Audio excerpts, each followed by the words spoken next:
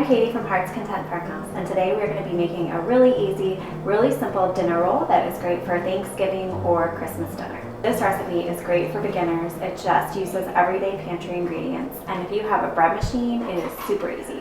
If you don't have a bread machine, you can go ahead and knead this in a stand mixer, or you can just knead it by hand. So this is going to produce a really soft, really fluffy roll. It's a little bit sweet. The top is buttery, but again, it's really easy to make and perfect for a beginner. The ingredients that we need are half a cup of water, an egg, a quarter cup of milk, 3 tablespoons of sugar, 1.5 teaspoons of salt, 3 cups of all-purpose flour, and 1.5 teaspoons of instant yeast. We're also going to need 3 tablespoons of butter, but that is for topping the rolls. It's not for putting in the machine.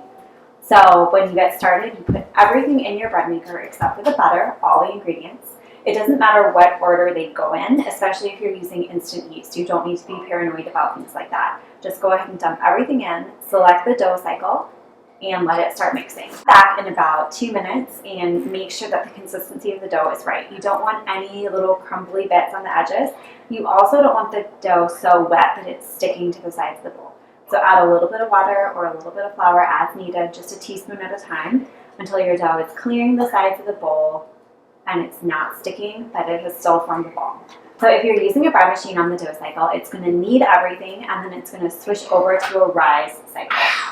If you don't have a bread machine, what you want to do is knead it and then put it in a warm place to rise. Make sure it's covered. And once the dough is doubled in bulk, it looks very puffy, then it is time to shape it. So you're going to stretch it out into a log, divide it into 16 pieces, roughly equal. You can weigh them if you want to be really precise about it and have rolls that look exactly the same, but that's really not necessary. And then you shape them into a roll. So you don't want to like mash them down to try to shape them. You want to take the little ball of dough and sort of pinch the bottom of it, and that allows the top to get round and smooth.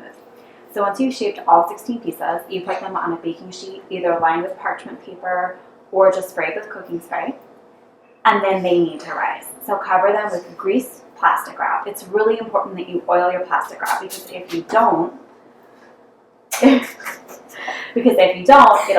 dough will rise up and stick to it, and then when you pull it off, the whole thing is going to be ruined.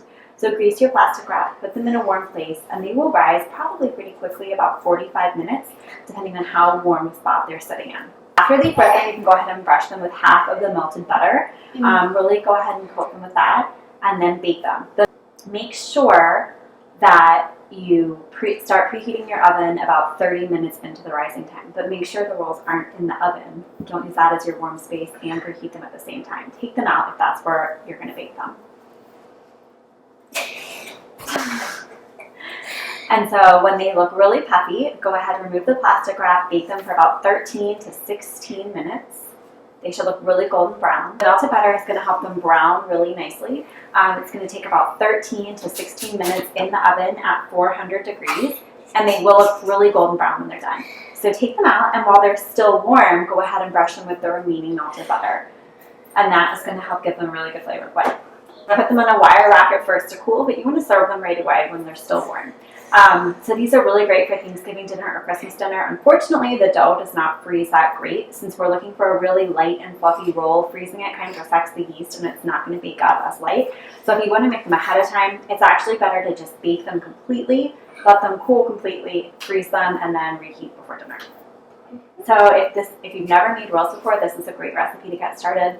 You don't need any special ingredients. I'll link in the description the bread machine that I use and the yeast that I recommend for home baking. They're both really inexpensive. So thank you for watching. I hope you like this recipe. If you have any questions, please leave me a comment and I will try to help you.